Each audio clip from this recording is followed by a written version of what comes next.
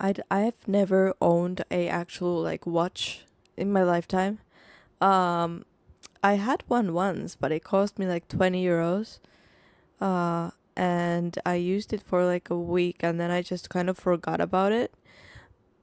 I like watches though. I like the way they look, but I just can't get used to using one. But welcome to my channel. Today we're reacting to $1 watch versus $50 million watch. What? Wait. 50 million? I read that title before and I was like 50,000. Is that correct? 50, that's 100. Yeah, okay. Today we're watching $1 versus $50 million watch. I don't know what this video is about, but let's get into the video, guys. This is a $1.5 million watch. This one costs 50 million. But your watch owning journey. Okay, sorry, but for 50 million, that's pretty ugly. Can I say that? That's just a personal opinion. I don't see where the watch is. I'm just saying, as a jewelry piece, that's awesome, very beautiful. But as a watch, though, sorry, I didn't mean to offend whoever created this masterpiece. I mean, it does have a lot of colors, but come on, 50 million. It must have like, I don't know, like you can time travel with the watch or something. Cause come on. Costs 50 million. But your watch owning journey begins here with a $30 Flick Flack. Flick Flacks are simple, playful watches built to teach kids how to tell time. The Flick Flack has unbeatable quality. With great durability and elegant designs, it's the perfect start to your watch owning journey. But as you get older, you want. I never knew that they're called Flick Flacks. I kind of like that. Yeah, let me just check my Flick Flack. Is that common knowledge? I never knew that. A watch that's cooler. So for $40, you buy a Casio. We're talking about a brand that sets the standard for a watch at an affordable tier. Is there honestly one that does it any better than Casio? In 1957 made the first compact electronic calculator. 23 years later, they made one for your wrist. The Japanese company has a wide range of quality, affordable watches with timeless designs. The legendary Casio F91W was worn throughout history by highly influential figures like Osama bin Laden and Osama bin Laden's bombs. Your Casio is great and you love wearing it. But as you get older, you start to want something classier. The Timex Weekender. A brand with American roots, Timex had a mission to make affordable watches with great quality and durability. Notice how it captures the elegance of the most expensive watches. When you think of Timex, you think of the Weekender aesthetic. This one looks nice. I love the simple design of these pieces. The Indiglo is a fun, like, just kind of treat with this. Your Timex serves you well. Maybe you should buy another traditional watch. Or maybe you shouldn't. To $250? $250 and we just started? Who you think I am? I'm gonna stick with the Flick Flacks, guys. This is all slightly absurd. You don't need a watch nowadays. Because by this point in your journey, you're working towards becoming a young professional. You can't wear an antiquated trinket. You need something practical and productive. So for $250, you buy an Apple Watch SE. The Apple Watch released in 2015, and 4 years later, it outsold every Swiss watchmaker combined. The Swiss watch industry got thrown out the window faster than an Apple sweatshop worker. Your Apple Watch makes you wake up with its vibrating alarm feature. It makes you go outside with its step counter. It makes you go to bed with its sleep tracking. Forget intrinsic motivation and the willpower of the human spirit. All you ever needed were 3 colorful I might need one. circles. But there's a problem with your Apple Watch that no amount of convenience, health tracking, or performance metrics can fix. Your Apple Watch has no soul. Compared to the history, the craftsmanship, and the magic of traditional watches, your Apple Watch is just a sterile slab of tech. True though. I was just gonna say that like an Apple Watch, I don't count it as like a watch. You know? It's not a Flick Flack. It's an Apple Watch. It's like having a little iPad on your wrist. It's really cool though. I would love to have one maybe one day, but it's not a watch. Walk in a room with that on your wrist, you're telling everybody I'm 20% off retail. I wouldn't be caught dead with that on my wrist. This is all slightly absurd. You don't need a watch nowadays. But it's just about doing what is exceptional. It's about doing what is, I think, beautiful. and something that can really tell a story in itself. And then one day, you throw your Apple Watch out the window and you buy a Seiko Presage. Seiko is a brand that offers some of the best value for money in the entire watch industry. During World War II, Seiko produced military watches for Japanese troops. In 1969, Seiko dropped an atomic bomb on the watch industry when they introduced the quartz movement, which used a battery and a quartz crystal to power a watch. These battery-powered watches were more accurate, affordable, and reliable than traditional mechanical watches. The Presage is Seiko's dress watch line, known for their salacious styles. It's a great watch, but it's just a Seiko. Inspiration comes at odd times. In 1917, the founder of Cartier was looking at newspaper photographs of World War I tanks going into battle, and in an act of utter capitalism, he thought to himself, we can make a watch out of this. The Cartier tank has a rectangular design. $5,000? And we're not even halfway through. $5,000? Excuse me? I will never underestimate a watch owner ever again. What is this? $5,000. Like, it must at least like make me coffee in the morning or something. That is insane. Okay, but I do appreciate though the craftsmanship and the stories behind these watches. Just like from my point of view, whew, pricey.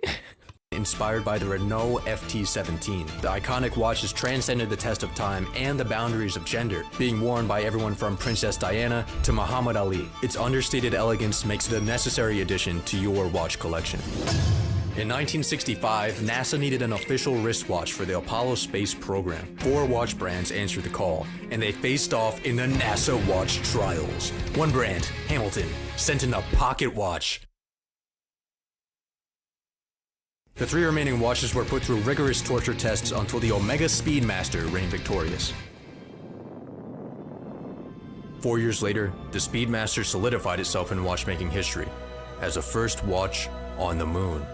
One small step for man, one giant leap for the Omega marketing team. 57 quintillion Omega Speedmaster models have since been released, all with different styles and complications. Like this one here that shows you the phases of the moon. Take this, that's an Omega. And that has a moon phase. Do you see the moon in the bottom of it? You see the moon on the bottom of it? It's a real high resolution photograph of the moon. Do you see the little moon? When it comes full moon, you'll get a real sense of the moon. It's a beautiful high resolution image. Joe. There's one watch brand that everyone knows. If you asked 99 of 100 men on the street to name... I mean, I can't lie, it's a pretty watch, but I'm not planning on going to the moon anytime soon, I hope. a luxury watch, we all know what they're going to say. It's just very human to like a Rolex. For $10,000, you buy a Rolex Submariner. Rolex watches were initially built to be tools. When the Submariner released in 1954, everybody knows about Rolex, but $10,000? $10,000? Guys, I don't know if I can air this video because I'm like not appreciating the watches at all because I'm just like $10,000? This is so crazy. Wow, okay. I need to calm down. Cost $150, but Rolex's superior marketing and pop culture significance entered their brand into the realm of luxury. What was once a symbol of ruggedness and adventure became one of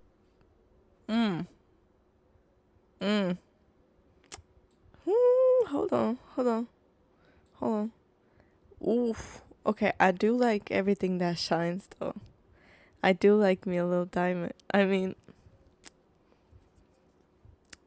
it's pretty. It's pretty. That's all I'm gonna say. To the realm of luxury. What was once a symbol of ruggedness and adventure became one of materialistic success. It used to be that you were the man, so you bought a Rolex. But nowadays, you buy a Rolex in hopes of becoming the man.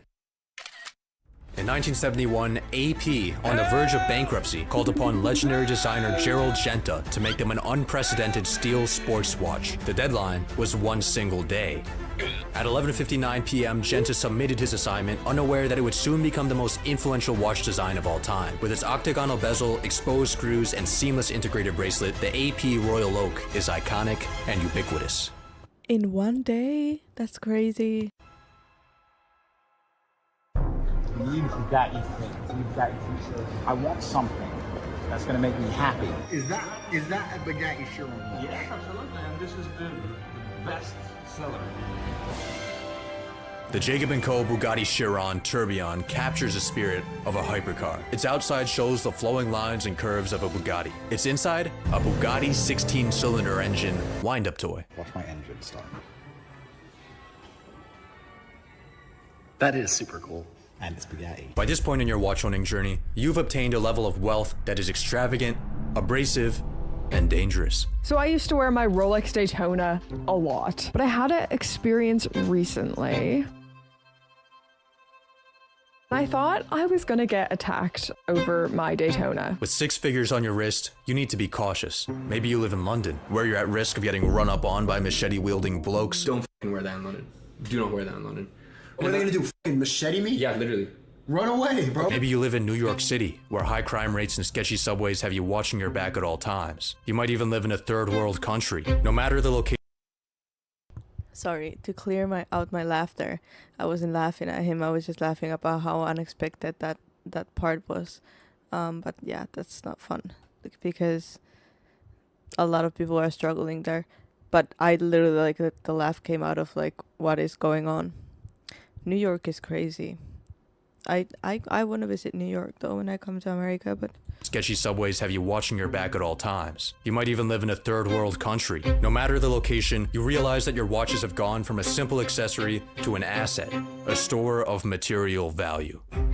The Lange Turbograph is a token of affluence, featuring 5 complications, 1,101 parts, and polishing instructions written by the Half-Blood Prince. It's a beautiful piece. Look at this tourbillon, a mechanism originally built to prevent the effects of gravity on pocket watches. Its hypnotic beauty might distract you from the fact that, in modern wristwatches, it's useless. The Fusain chain mechanism in the watch is also completely obsolete. The expert finishing on the movement's inner parts? You never actually see it. Maybe this is all slightly absurd, but maybe that's the point.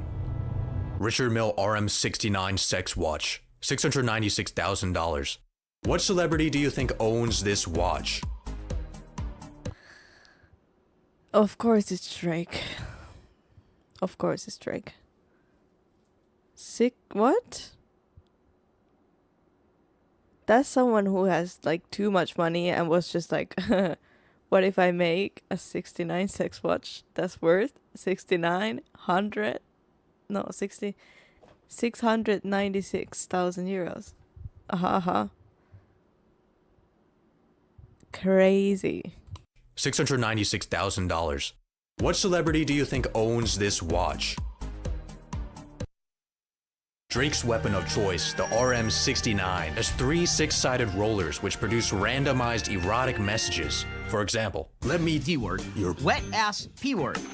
I want to S-word your female genitalia. Let me tell you one thing. When I put a Richard Mille on my wrist, it's just bizarre. $500,000. Yo, thanks, bro. All of a sudden, I walk different. I talk different. Do people treat you different? Yes. Yeah. Remember that Cartier tank you bought for $5,000? They squished it. 1.5 million. Inspiration comes at odd.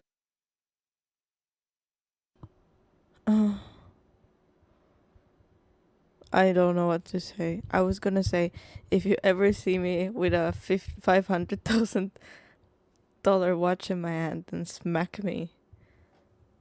But I mean, if I had like too much money, but I still wouldn't probably. If it's not like an asset, but that's crazy. I'll stick with the flick flags.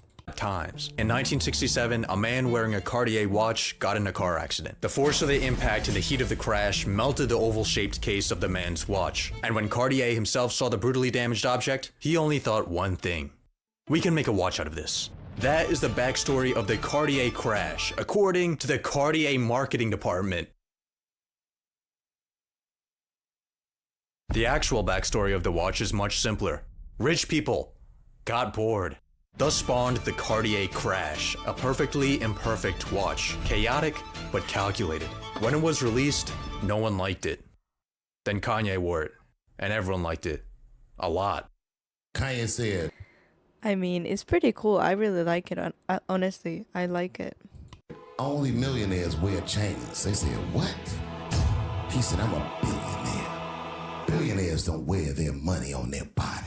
The Jacob & Co. Billionaire is the ultimate display of opulence. Thanos scoured the universe for infinity stones. Jacob & Co. scoured the earth for perfect diamonds to assemble this gauntlet. With the Jacob & Co. Billionaire, you can simply snap your fingers and you'd be getting robbed at gunpoint. So I told my team, we're gonna build a watch. It took us almost 4 years to find the stones. I've never put anything like this on my wrist. That's gonna be called a billionaire. 21 billionaire watches have been made, with one model being owned by world-famous billionaire Floyd Mayweather. I was the first one wearing the Patek Philippe. And, you know, I was the first one. In 1868, Patek Philippe made the first Swiss wristwatch. This was a time when pocket watches dominated the industry. Wristwatches were seen as feminine, not to be taken seriously by men. In 1914, the Albuquerque Journal said, "The fellow who wears a wristwatch is frequently suspected of having lace on his lingerie and of braiding his hair at night." But after a few years of war and marketing, the wristwatch transformed from a small piece of woman's jewelry to a masculine tool and a unit of legacy. Men went from calling wristwatches gay to waxing their forearms so they don't tarnish their wristwatch. Perceptions and interests are in perpetual motion. A small trinket that tells the time can be a toy, a tool, a status symbol, and even a work of art.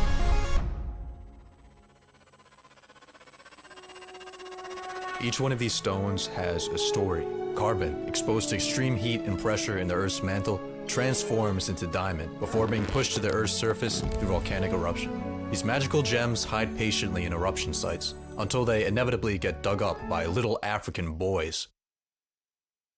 You may get so lost in the sparkle of your 110-carat graph hallucination that you don't even notice the time passing by on its minuscule dial.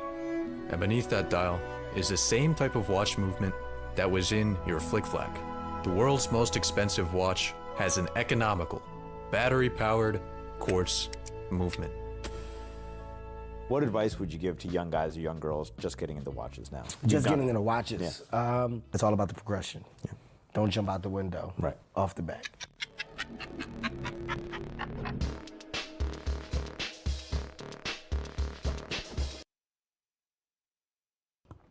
Is this like a whole like thing? Are watches like a whole thing I didn't know of because I'm too skimmed? I'm not rich enough to understand this. Madness. Yeah, the story about the last watch didn't make me like it anymore. Wow, guys, that was a journey of a video. I'll stick with the flick-flacks though. I should get myself a flick-flack. If there was one that was brown, because I love everything that's brown. Everything that's brown, beige, you know, beige with a bear photo in the middle. Ooh. That will be my flick-flack. Lovely. I feel intimidated by this video. What do you mean? Like the third watch was already like 200 and something? That's so crazy. Let me know in the comments below if you use watches. Which watch would you Which watch would you which watch would you buy if you got one of these? If you could buy one of them, these watches, which one would it be? I think the one that I liked the most is the one with the diamonds. That was kind of pretty. I can't lie, it was pretty. And also this one.